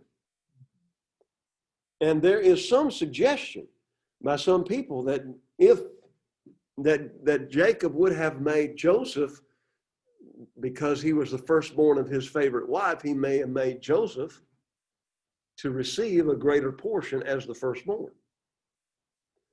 So by taking his 2 sons, in essence, that's what he did. Every one of the other sons would get their portion. Reuben does not get to be the firstborn or get the blessings of the firstborn, because why? He slept with his father's concubine.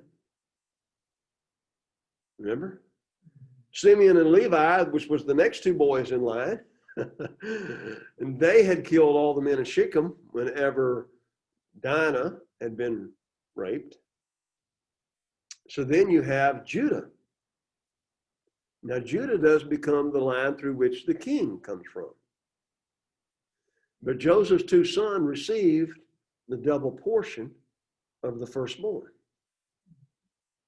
So it's extremely interesting that as you look at this, it's the reason why from the descendants of Joseph, you have 2 tribes instead of, you have 2 tribes that are counted for him.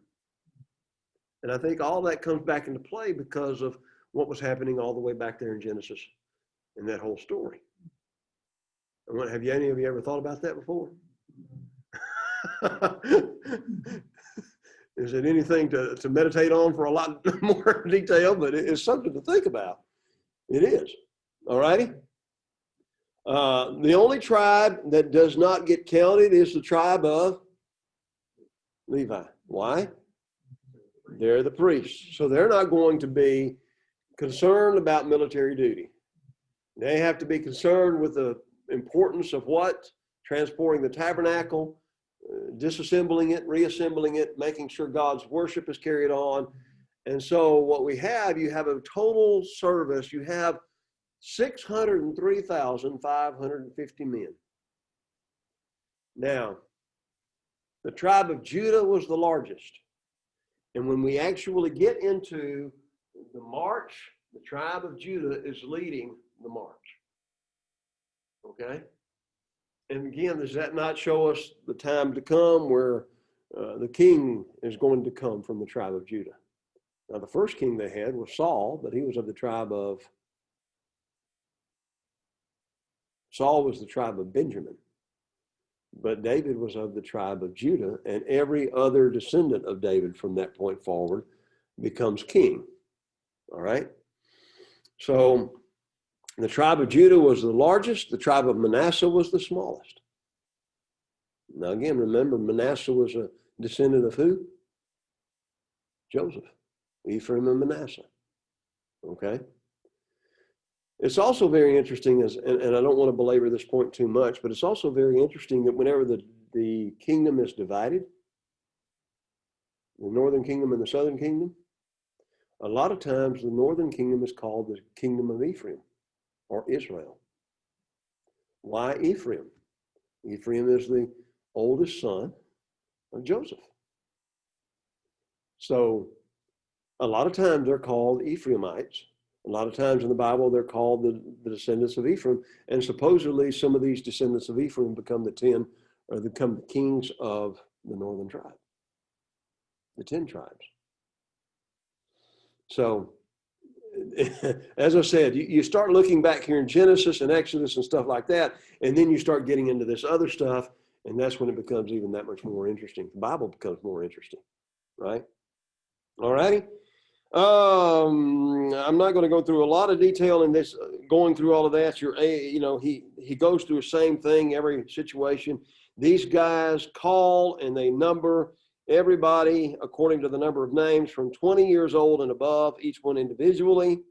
And they count every male individually, chapter 1 at verse 20, 20 years old and above, all able to go to war.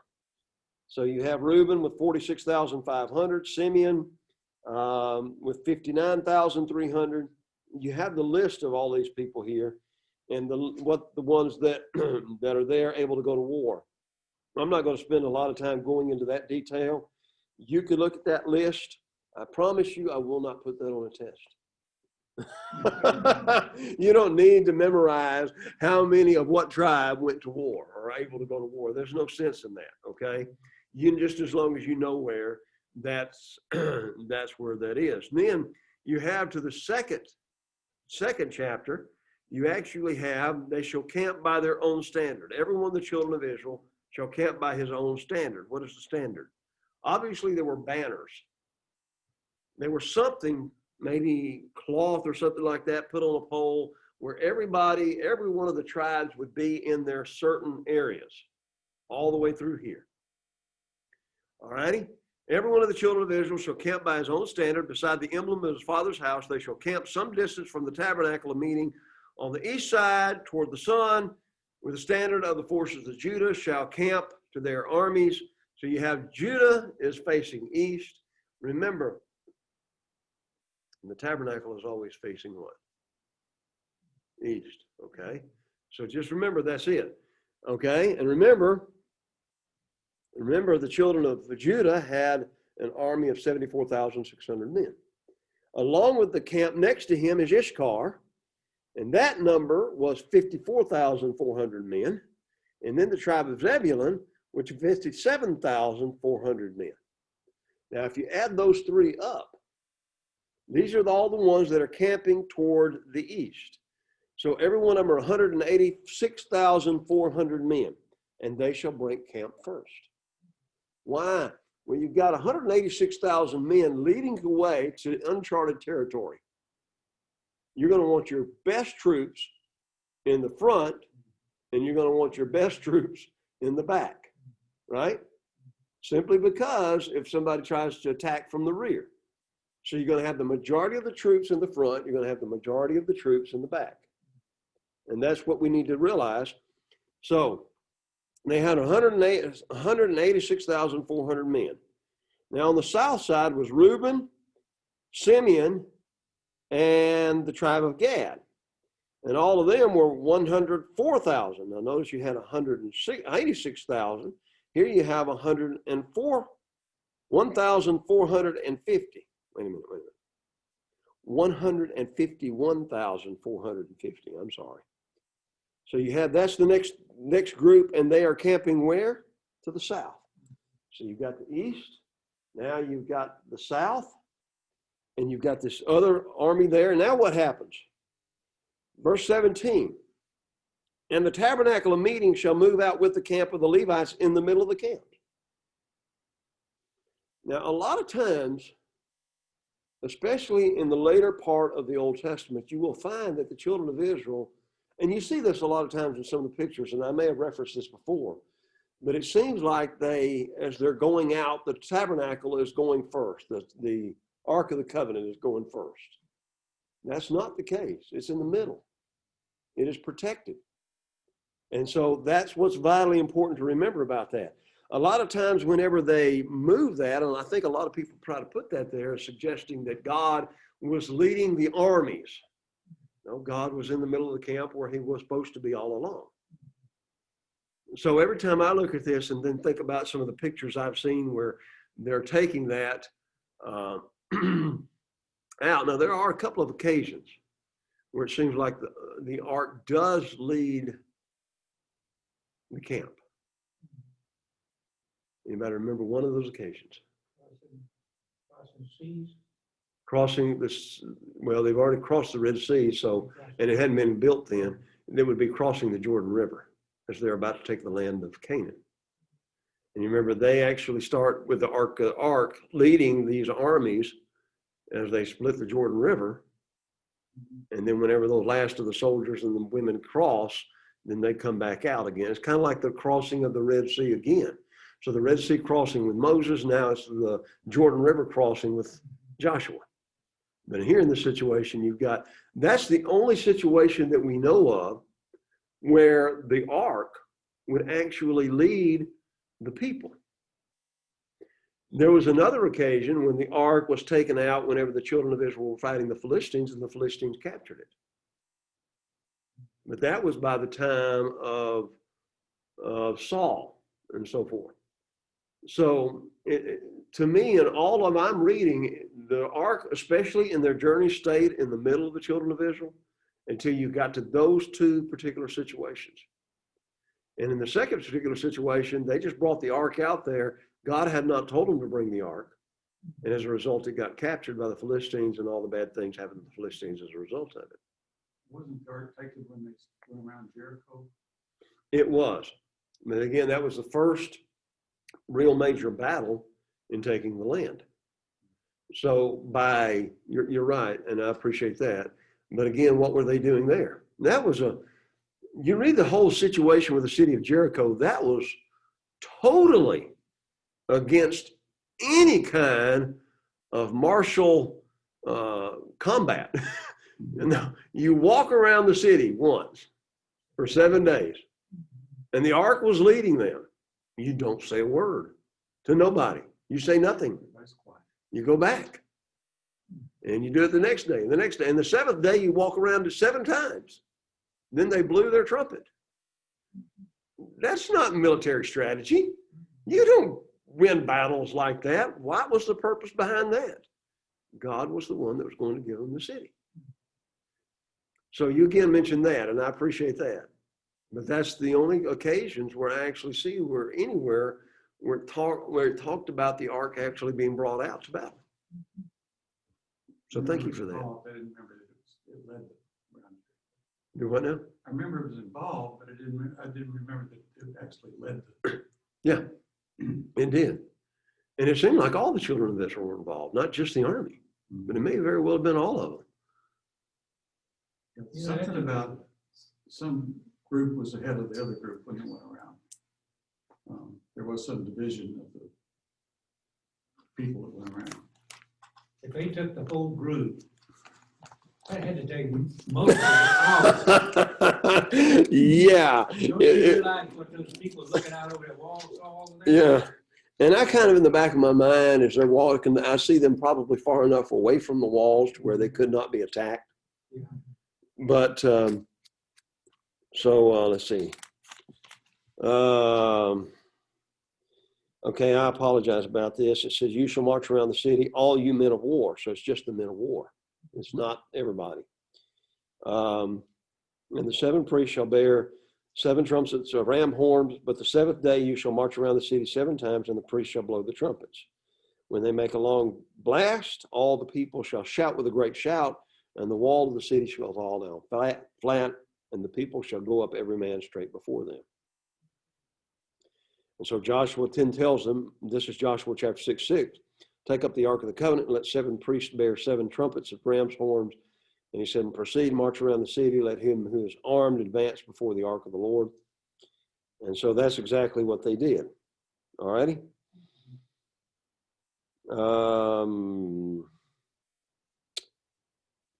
What was the purpose of God doing that?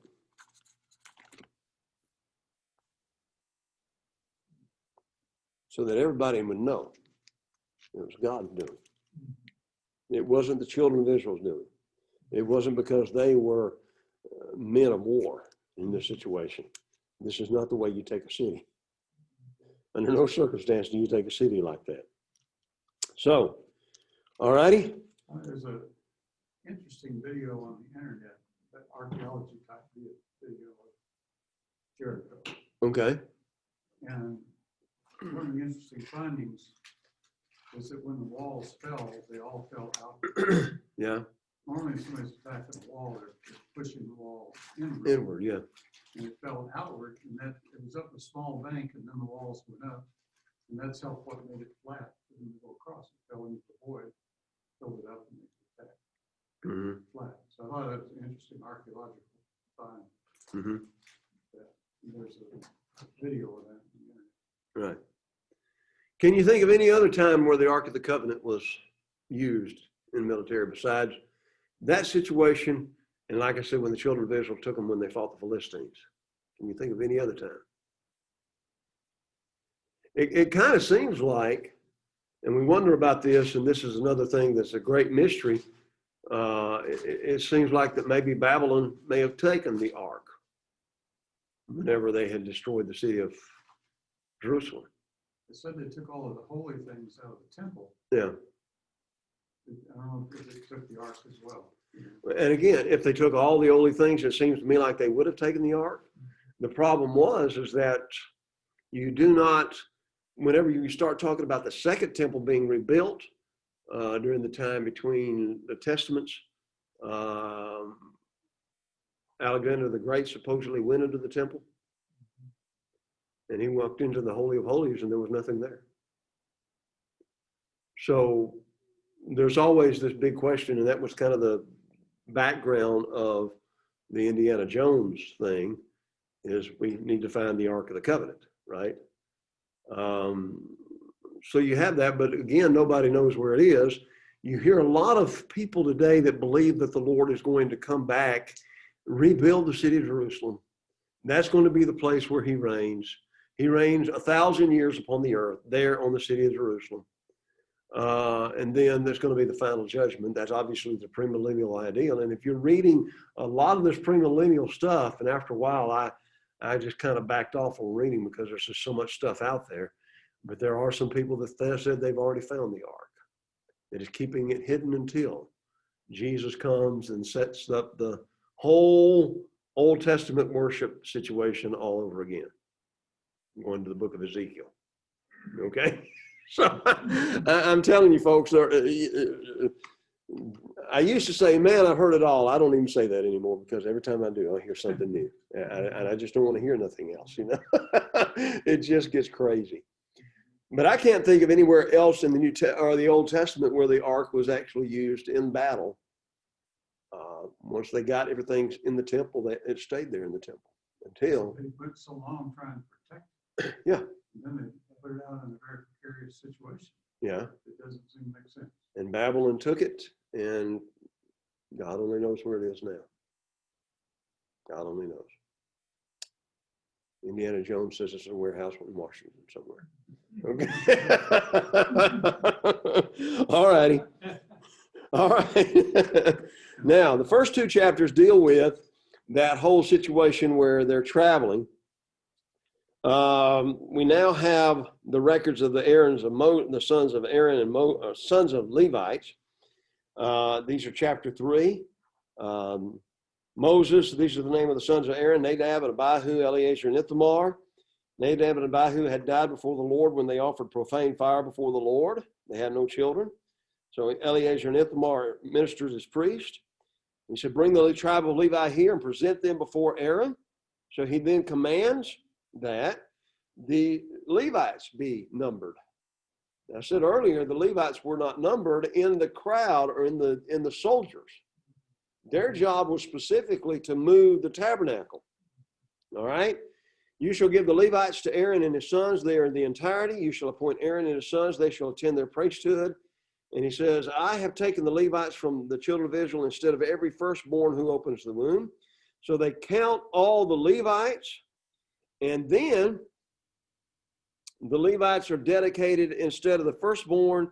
And they actually have to, all the children of Israel have to give money for the difference between the firstborn of all the tribes and how many are in the tribe of Levi. There's actually, if you go down to Numbers chapter 3, He talks about the excess number that had been redeemed. He took from the firstborn of the children of Israel, he took the money, 1,365 shekels, and he gave that as redemption money to Aaron and his sons according to the word of the Lord, as the Lord commanded Moses. So that's the purpose of why the Levites were numbered.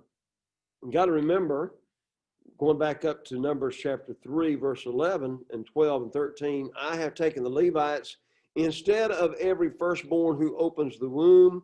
The Levites shall be mine. All the firstborn are mine. The day that I struck the firstborn in the land of Egypt, I sanctified to myself all the firstborn in Israel, both man and beast. They shall be mine. I am the Lord. So that's the reason why they have to count the Levites and then count all the firstborn of the children of Israel. Another thing that we need to think about is what they're doing here. They numbered the children, chapter 3, verse 22, males from a month old and above. There were 7,500 of the Gershonites and the leaders of the father's house. The duties of the children of the Gershon is this. They had to take care of the tent with its covering, the screen for the door of the tabernacle of meeting, the screen for the door of the court, the hangings of the court, and their cords according to all the work related to them.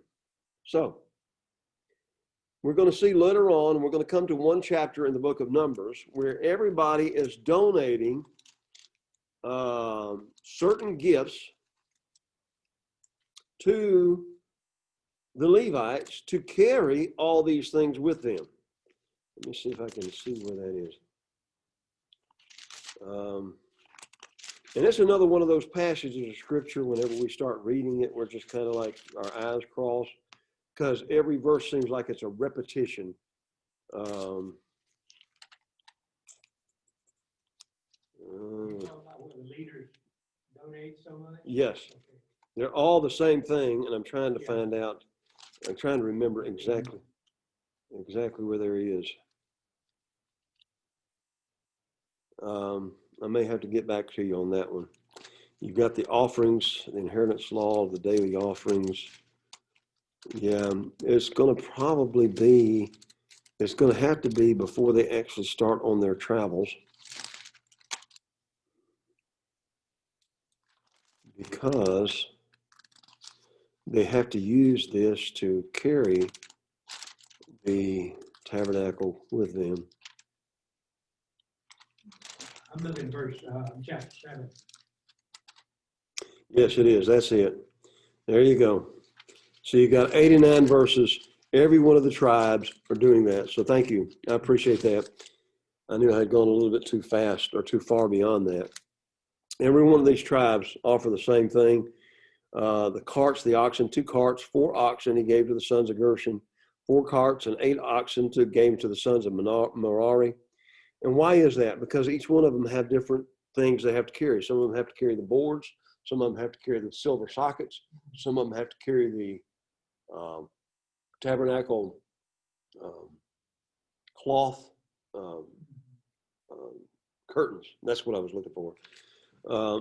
So everybody has to carry that, and that they're going to have to be carrying all these things, and they just couldn't do it with just, you just grab one and go. You've got to have these carts and everything to do this with.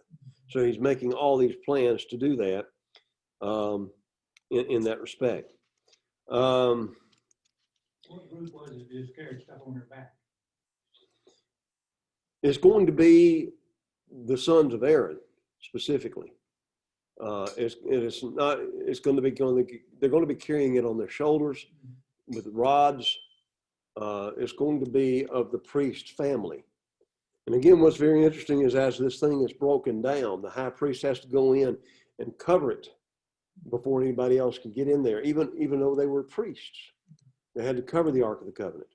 They had to carry the altar of incense. They had to carry the table of showbread. They had to carry the golden lamp. They had to carry on their shoulders these articles. They had to be covered up, because if the children of Israel had saw the Ark of the Covenant, they would be destroyed. So again, there was a certain way to do it. And you think about, as he's planning this and they're working out all the details of this plan, every time they moved, they had to do this. So it was something that they probably got figured out pretty good, and they probably tear it down and build it back very quickly. Another key thing is whenever they're on a march, and Judah and Reuben, those 6 tribes involved with Judah and Reuben, would go and they would probably surround until everybody come back. In the meantime, they're building the tabernacle wherever place they're going to have their sacrifices and so forth. So the logistics, and that's what this is all about, right? It's the logistics. The only group of people I've seen that do a better job at, well, I won't say they do a better job because I went back there at this time, but they do a decent job with logistics is the Army, the Navy, the Air Force, and the Marine Corps. I haven't seen anybody else do a decent job with that. You know, they're the only ones that pretty well have it all figured out about how you do things, how you break down and build and so forth like that, how you can move an entire army from one place to the other, and have tents and everything all set up for when that army gets there. It's an amazing thing. C-17. Mm-hmm. C-17 can move basically one regiment. One regiment. Roughly speaking. Yeah, yeah, and that You being don't have included. any in that regiment. Yeah, and it depends on how many supplies and all that other stuff. So yeah, that's going to be a big deal. It is. So you can speak more to that than I ever could. You know what I'm trying to say, but I've never seen a C-17 up close, but I've unloaded C-5s, so I know what they can carry. Mm-hmm. And I'm just trying to visualize in my mind more times than one. Each pallet on an aircraft is 10,000 pounds. Mm-hmm. You can load it to that. Yeah. And there's, I think there's 20 positions on a C5. So how many positions on 17? I have no idea. Yeah. Well, they didn't have them back then. It was on your shoulders. It was on the rock. It was on the carts. It was on the oxen, and it was all about them getting to where they needed to go. And all packed up nice and neat. Yeah. Strapped down. And then you also have to think about that. Not only would they be doing that, but they were told to move. So now you'd have the men helping the wives pack up their stuff with whatever animals they had, as well as a contingent of soldiers. Maybe again, this is where a lot of the younger boys that are not soldier or not age of soldiers, 20 years old, so all the younger boys, the teenagers would be involved with that. A lot of the older people, they would have to get to the point where they wouldn't be able to know what they're supposed to do, how to do it, when to do it, and work it all out. I don't know. It would be a sight to see. It would have been. They put that in a movie. Just one movie. Just one Whole movie. movie right there. That would be the whole movie. And what everybody would have to do and everything that would have to be done in every one of those situations. And think about also that, not only that, they're moving the cattle, the sheep, their food, they're having to move because depending on where they go, yeah, they got to move grandma and grandpa and great grandma and grandpa, because a lot of these folks live to be old, okay? Then on top of everything else, they would have to carry their wood with them because where they were going, they didn't know what the situation would be with wood to where they would make fire. And that's going to be heavy. So you see, now we begin to understand a little bit more maybe why 3 million people are involved in all of this. Okay? Instead of just, you're not just taking an army, you're taking families. So again, the logistics of all of this is just beyond belief.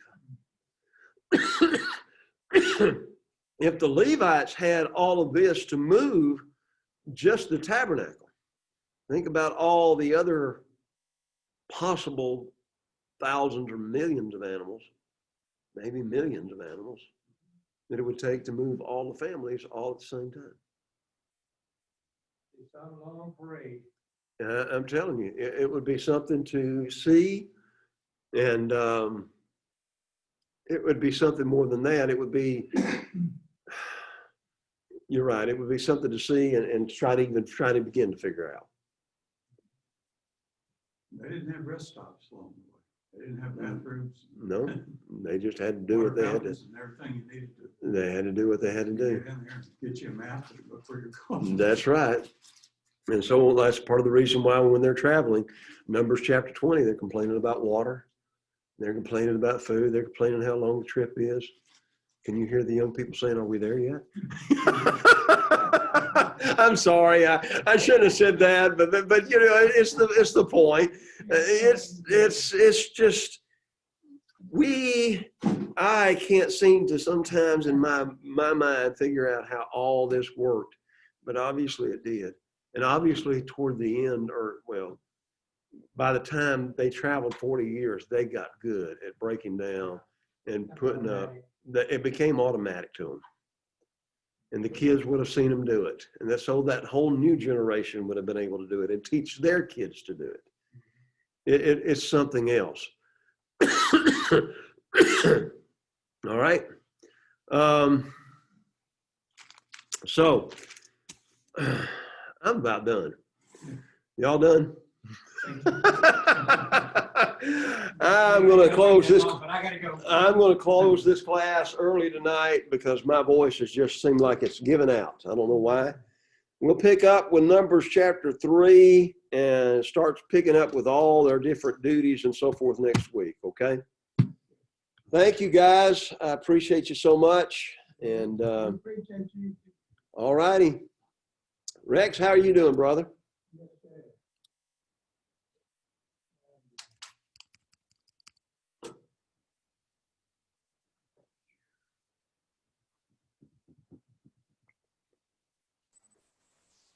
Can you hear me? I'm doing fine. I had to get my mute off. Oh, okay. All righty. Yeah, I'm doing fine. Good, good. Did you get the test and everything? No. Okay. In the video link that I sent you, I also sent a copy of the test on Leviticus. Okay? No. Okay. Okay. In the same email? Huh? It's in the same email? The same email. Oh, okay. If you don't get it, let me know and I'll make sure that you do get it. Okay? Yeah, all right, fine. All right. And Hey, what I'll probably do for the rest of the time, I'm just going to give a test on Leviticus, test on Numbers, and a test on Deuteronomy and just handle it that way. okay. Do you know how Jerome's doing? Jerome passed away today. I'm sorry to hear that. Yeah. And they appreciated more than you know. They appreciated that card, brother. And it said a lot about you, and it said a lot to them that you loved and cared for them. Okay, I like Jerome. Yeah. He's a good guy. He really Yeah, he was. he was. Yeah. But he passed away today. He just couldn't fight anymore. So, Uh-huh. yeah. But we are saddened, but we're also rejoicing with him because he's with the Lord. So that's what's important. Yep. That's it. So thank you, brother. And I'm sure she would appreciate any card or anything like that because that meant a lot to her. She mentioned that specifically. And so thank you. Thank you. Yep. All right. Have a good evening. You too. See you next week. All right. Take care. Bye-bye. Bye.